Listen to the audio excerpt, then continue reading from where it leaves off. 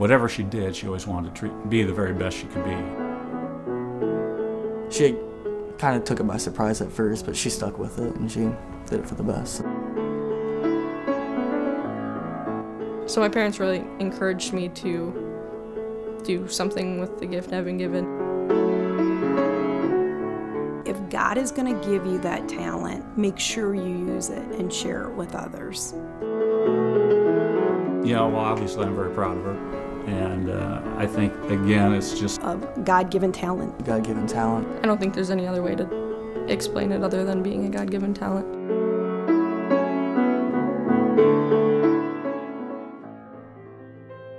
I played travel team basketball since I was in 4th grade.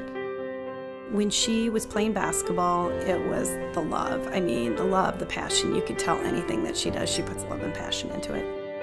I remember when she was 5 years old, she was out there dribbling with her right hand. She said, "Look, Dad, I can dribble." And I said, "That's great, now do that with your left hand." And she went right to work, and I mean, she didn't come back for probably a half hour until she could dribble just as well with her left hand as her right. A couple years ago, we'd always go outside and play horse in the front, and that was always pretty fun to play with her because she was really good at it. In high school, I played basketball my freshman year and sophomore year, and then decided to play on a team called Team Iowa. She liked both basketball and music, probably equally as well, and really got to the point where she had to choose one or the other because of practices conflicting.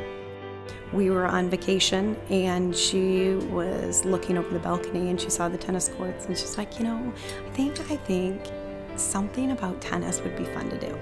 I took my first lesson in Hawaii, actually, over spring break, just kind of for fun. The instructor worked with her, and I said, "Do you think there's any hope for Kylie in tennis?" And he kind of laughed. He goes, how long has she played? And I go, "She just started today. It was her first lesson."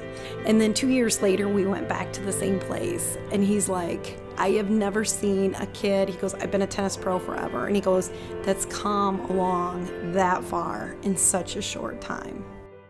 That's when I started looking into maybe playing tennis in college instead of my main focus, which was always playing basketball in college. Started looking at schools and talked to the Loras tennis coach, and decided I really liked it there, and ended up playing tennis for them. And I had to stop playing basketball altogether because of show choir and tennis at my high school.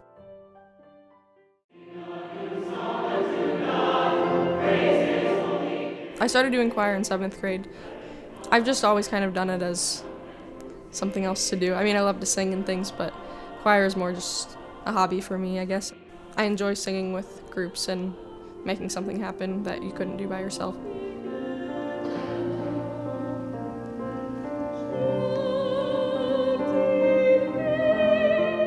I was a little nervous, but I was excited too. I didn't tell my parents or anything that I had a solo or anything like that. So I was excited, and I think it went really well. It's always fun to sing Christmas carols.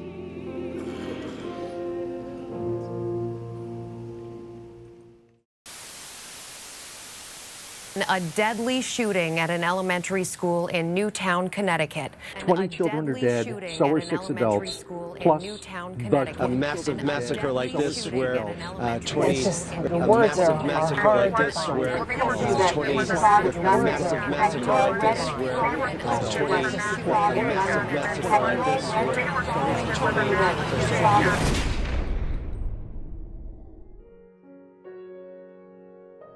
When Sandy Hook happened, it was such a tragic thing for the whole world. It was something that nobody could really explain.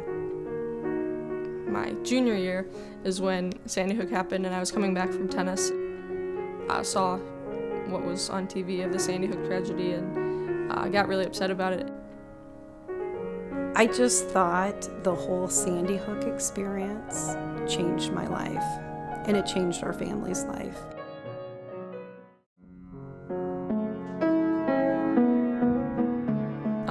We had got my grandma's piano just 2 days prior to Sandy Hook, but I hadn't played it or anything. I was just like, oh, there's a nice table. I sat down at the piano and was just kind of dinking around and trying to play like the little that I knew. But then I just started putting things together and could kind of like see rhythms and patterns. I think she just sat down and just kind of poured her emotions out, and started messing around with the piano a little bit, and that seemed to help her a lot. Most kids couldn't really just like get on piano and just kind of start playing music, and like in a couple days she already had like a song done by just memorization. So I mean, I don't think a normal kid could do that. Then my mom came down and she was like, Kylie, turn down the radio. And I was like, that's not the radio. I'm like, Kylie, please turn down the music, because at that time, you're so emotional from all the stories that took place. And she's like, Mom, that's me playing the piano, which was amazing because we just received the piano 2 days prior. There were a couple of times I'd come home from work and she'd say, hey, Dad, I just wrote another song today. And she'd just sit down and start playing this music. And Lisa and I would look at each other like, where is this coming from? Even if I'm not like talking to someone, I feel like I can almost let things out on the piano. And so it's been almost like a friend, you could say.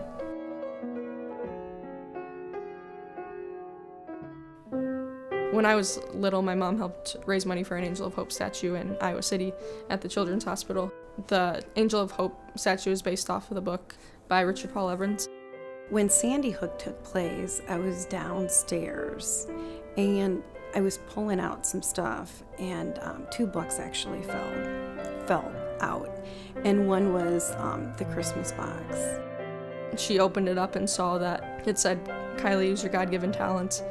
And it's just funny because he would never know that I had any talents to use. I ended up making a CD called Believe with 9 songs on it for the Sandy Hook victims.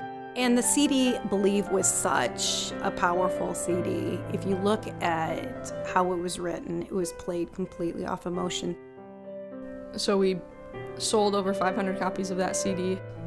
In the process of raising money, the Sandy Hook people found out that I was doing this in honor of their children. They had invited me to go play at the 1-year anniversary of Sandy Hook, and so we went down to Connecticut. When we came into Sandy Hook, obviously they didn't want the media there, which I don't blame them at all. And she played for the Angel of Hope, the dedication. She was actually in the actual procedure of the event.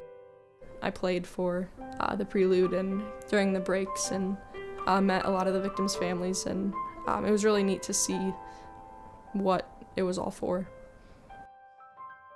The Angel of Hope was started in Salt Lake City, Utah. Paul Richard Evans has wrote many, many books. It's a powerful statue. When I went by the other night, it was dark, and there was a kid sitting down beside it.